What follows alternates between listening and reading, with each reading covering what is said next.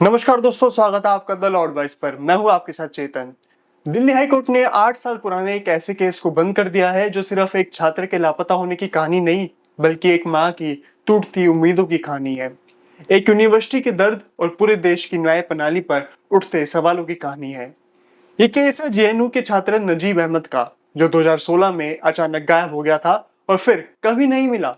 अब जून 2025 में Delhi high court ने ये कहकर इस केस की फाइल बंद कर दी कि इतने सालों की जांच के बाद भी कोई सुराग नहीं मिला और इस मामले को अब अनिश्चितता की स्थिति में नहीं रखा जा सकता।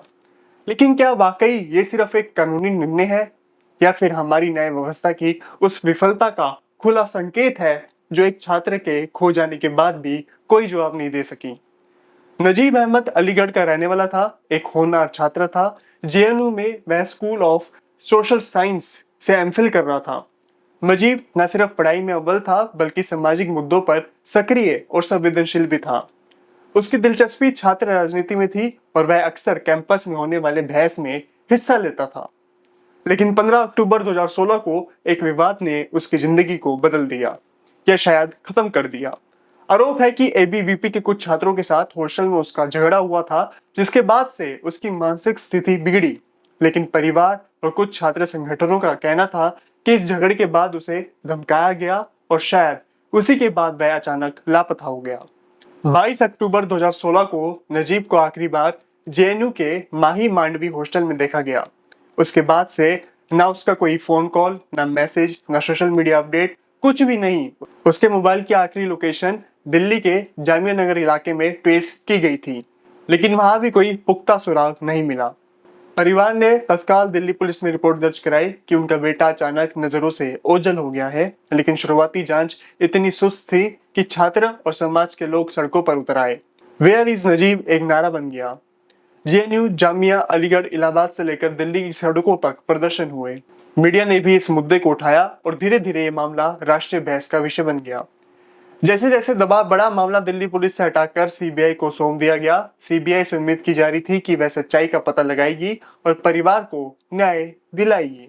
लेकिन सीबीआई की जांच भी शुरुआत से ही ढीली और सवालों के घेरों में रही थी।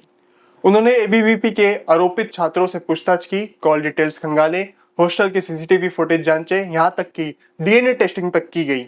लेकिन इन तमाम प्रयासों के बावजूद सीबीआई के हाथ खाली रहे। 2018 में सीबीआई ने अदालत में अपनी क्लोजर रिपोर्ट दाखिल कर दी, जिसमें लिखा था कि नजीब के अचानक गायब हो जाने के पीछे कोई साजिश या अपराध का संकेत नहीं मिला। कोर्ट से गुहार लगाई गई कि केस को बंद कर दिया जाए। नजीब की मां, जो आज भी सुनवाई में अदालत में बैठी रहती थी, इस रिपोर्ट को मानने के लिए तैयार नहीं थी। उन्होंने दिल्ली हाई कोर्ट में सीबीआई की क्लोजर रिपोर्ट को चुनौती दी। उनका कहना था कि सीबीआई ने जानबूझकर कुछ एंगल की जांच नहीं की, खासकर हॉस्टल में झगड़े और एबीवीपी से जुड़े छात्रों की भूमिका की। उन्होंने ये आरोप लगाया कि जांच एजेंसियों पर राजनीतिक दबाव था, जिसके चलते केस को दिशा से भटका दिया गया। कई मानवाधिकार संगठनों और छात्र नेताओं ने भी ये मांग की कि मामले को एनआईए या एसआईटी को सौंपा जाए ताकि निष्पक्ष जांच हो सके। लेकिन 2025 में कोर्ट ने सीबीआई की जांच को सही ठहराते हुए कहा कि जांच एजेंसी ने सभी संभावित पहलुओं की जांच की, लेकिन कोई ठोस प्रमाण नहीं मिला। अदालत अनिश्चितता की स्थिति को अनंत काल तक नहीं खींच सकती। कोर्ट ने यह भी कहा कि मामले में किसी के खिलाफ आरोप लगाने लायक कोई साक्ष्य नहीं है और इसलिए केस को बंद किया जाता है। हाईकोर्ट के इस फैसले के बाद नजीब की मां पूरी तरह टूट गई हैं। उन्होंने मीडिया से कहा है, मैंने अपने बेटे को पढ़ने के लिए भेजा था, उसकी लाश तक नहीं मिली। मुझे ये भी नहीं पता कि मेरा बेटा जिंदा है या मर चुका। मुझे ना कोई जवाब मिला, ना इंसाफ। ये सिर्फ एक माँ का दर्द नहीं है, बल्कि पूरे सिस्टम पर सवाल है, जिसमें एक छात्र अचानक लापता हो जाता है और सालों की जांच के बावजूद कुछ पता नहीं चलता। क्या ये हमारे लोकतंत्र की असफलता नहीं है? क्या ये हमारी जांच तंत्र की कमजोरी नहीं है?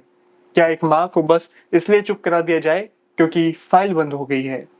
क्या ये अदालतें सिर्फ दस्तावेजों के आधार पर न्याय कर सकती है, या उन्हें इंसानी पीड़ा भी समझनी चाहिए? इस केस का सबसे दुखद पहलू यह था कि समाज इसे धीरे धीरे भूल गया, लेकिन सवाल आज भी जिंदा है।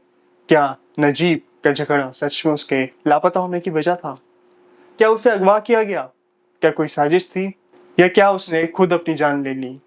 ये सवाल अब भी वहीं खड़े हैं और जब तक इन सवालों के जवाब नहीं मिलते, तब तक ये केस भले ही कानूनी रूप से बंद हो गया हो, नैतिक और सामाजिक रूप से अभी भी खुला है। छात्र संगठनों ने इस फैसले के विरोध में प्रदर्शन शुरू कर दिए हैं। जेएनयू में एक बार फिर से वेयर इज नजीब की गूंज सुनाई देने लगी है। छात्र नेताओं ने मानव अधिकार आयोग और अंतर्राष्ट्रीय संस्थानों से हस्तक्षेप की मांग की है। उनका कहना है कि अगर इस मामले में कोई जिम्मेदार नहीं ठहराया गया तो ये एक खतरनाक मिसाल बनेगा और कोई और छात्र भी इसी तरह गायब हो सकता है। कानून कहता है कि सबूतों के बिना किसी को दोषी नहीं ठहराया जा सकता। ये बात बिल्कुल सही है, लेकिन कानून ये भी कहता है कि अगर कोई लापता हो तो राज्य की जिम्मेदारी है कि उसे खोजा जाए और उसके परिवार को जवाब दिया जाए। इस केस में ना तो आरोपी सामने आए, ना ही कोई जवाब मिला। ये सिर्फ कानूनी नहीं, नैतिक और संवैधानिक विफलता भी है। हम द लॉर्ड वाइस पर मानते हैं कि कानून सिर्फ अदालतों में नहीं, इंसानियत में भी बसता है। अगर कोई माँ 8 साल तक उम्मीद लगाए बैठी रही तो क्या उसे जवाब नहीं मिलना चाहिए? अगर कोई छात्र बिना किसी कारण के गायब हो गया है तो क्या उसका नाम सिर्फ एक फाइल बनकर रह जाएगा? ये सिर्फ नजीब का केस नहीं है, ये पूरे देश की न्याय प्रणाली पर उठता सवाल है। आपका क्या कहना है इस बारे में? कमेंट सेक्शन पूरी तरह से आपके लिए खुला है। आप अपनी राय दें और हमें बताइए कि आपका इस पूरे मुद्दे पर क्या विचार है।